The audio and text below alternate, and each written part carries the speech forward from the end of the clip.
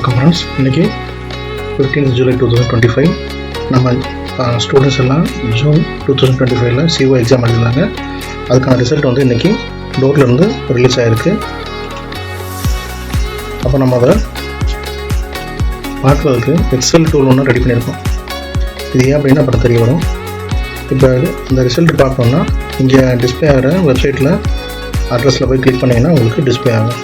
Individual result வந்து நீங்கள் students result பார்க்க முடியும். அதுக்கு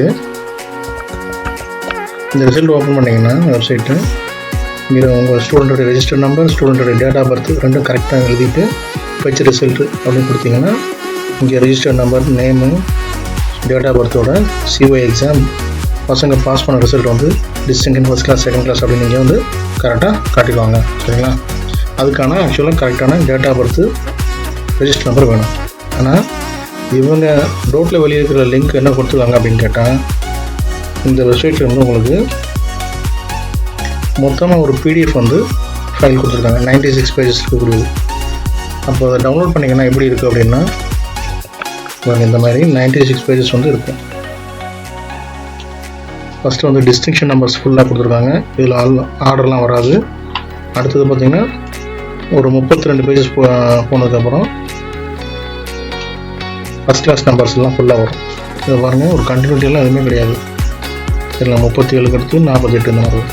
அதே மாதிரி செகண்ட் கிளாஸ் கொடுத்துருவாங்க. அப்போது நீங்கள் ஒரு நம்பர் வந்து ஃபைன் பண்ணணும் அப்படின்னா, இப்போ இந்த நம்பர் ஃபைன் பண்ணணும்னு வச்சுக்கோங்க. இப்போ எத்தனை நமக்கு இருக்குது? 32 நமக்கு இருக்குது. இது ஃபஸ்ட் கிளாஸ்ன்னு தெரிய வருது. ஒருவேளை நீங்கள் வந்து 150 அப்படின்னு ஒரு நம்பர் டைப் பண்ணி வச்சுக்கோங்க. அது பார்த்தீங்கன்னா 67 நம்பர் தான் இருக்குது. இது ஃபஸ்ட் கிளாஸாக செகண்ட் கிளாஸாக டிஸ்டிங்ஷன் உங்களுக்கு தெரியாது. அப்போ இதை அவாய்ட் பண்ணுறதுக்கு தான் உங்களுக்கு இந்த எக்ஸல் டூல் வந்து நம்ம கொடுத்துருக்கோம். சரிங்களா? இப்போ இந்த எக்ஸல் டூலில் கிளிக் பண்ணுறதால நமக்கு என்ன பெனிஃபிட் அப்படின்னு கேட்டிங்கன்னா, ஒரு செகண்ட் உங்களோட ரிஜிஸ்டர் நம்பரை டைப் பண்ண உடனே உங்களுக்கு நீங்கள் ரிசல்ட் வந்து காட்டிடும். இப்போ வந்து 100ங்கிறது பதிலாக 150 அப்படின்னு டைப் பண்ணுறதுன்ற நீங்கள் காட்டிடுச்சு. ஒருவேளை இது வந்து 150 பதிலாக 200ன்னு போட்டிங்கன்னா டிஸ்டிங்ஷன் காட்டுது. ஒருவேளை இதுக்கு பதிலாக நீங்கள் வந்து வேறு நம்பர் கொடுக்குறீங்கன்னு வச்சுக்கோங்க. கொடுத்தீங்கன்னா நாட் ஃபவுண்ட் காட்டும்.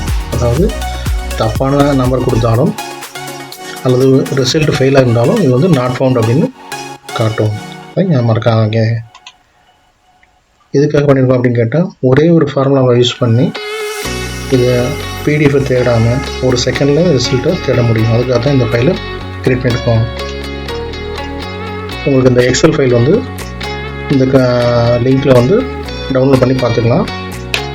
ரிசல்ட் வந்து நீங்கள்